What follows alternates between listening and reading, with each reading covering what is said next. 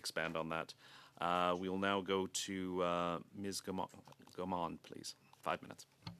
Thank you, Mr. Chair, and thanks to the committee for the invitation to contribute to your discussions on the Canada Elections Act.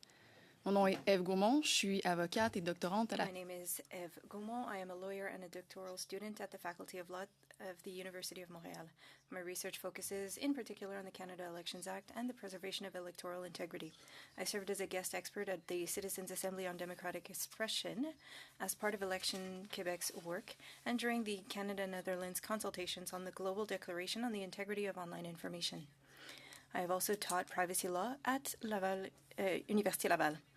Bill C-25 is a good bill. It is not perfect. In terms of privacy protection, it falls far short, and improvements could be made regarding the transparency of online political activities.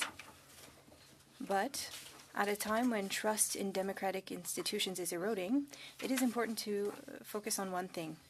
Even though there is always room for improvement, the current legal framework is robust and resilient, and it has effectively protected the integrity of Canadian elections to date. My comments will focus on the two aspects of the bill that I believe warrant improvement: the privacy regime and the transparency mechanisms designed to ensure the integrity of online political activities.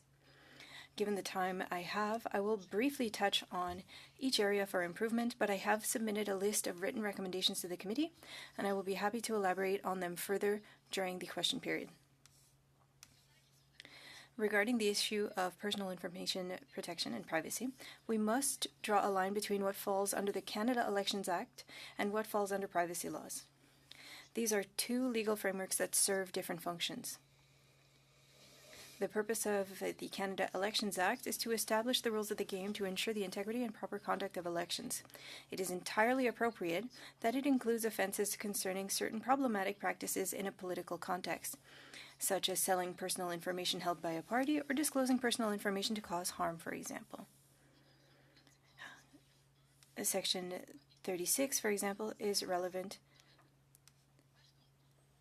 That said, the Canada Elections Act cannot be used to create a comprehensive and exclusive national privacy protection regime.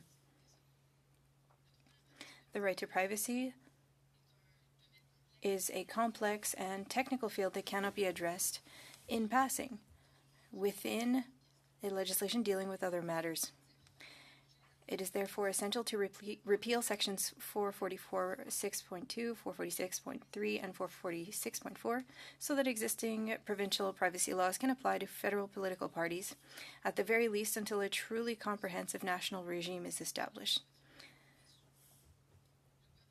The federal law should seize this opportunity to bring federal political parties under this regime.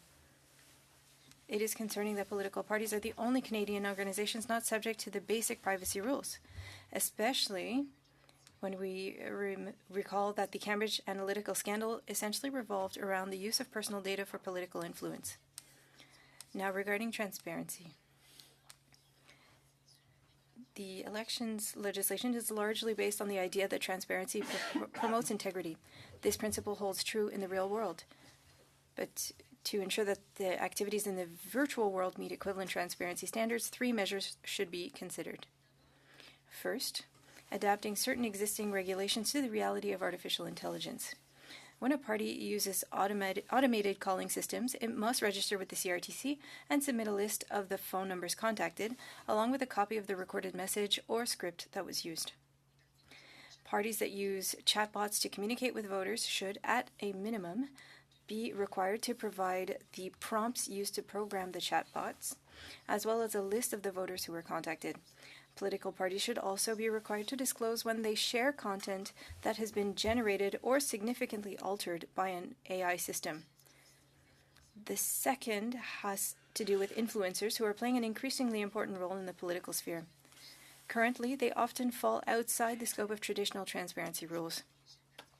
The addition of a specific regime to govern campaign expenditures offered in exchange for endorsements should be considered. Such a regime could include a requirement for influencers to label sponsored content and disclose any significant ties they have to a political entity, including benefits and incentives. The final change concerns digital platforms. Section 325.1 should be amended to require major platforms to play a greater role in promoting transparency in online political activities.